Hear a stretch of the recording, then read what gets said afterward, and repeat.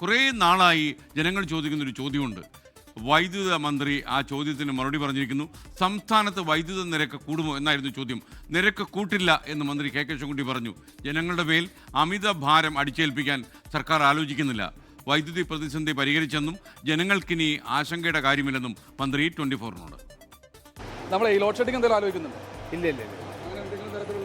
ഇല്ല അത് മേക്കപ്പ് ചെയ്യും.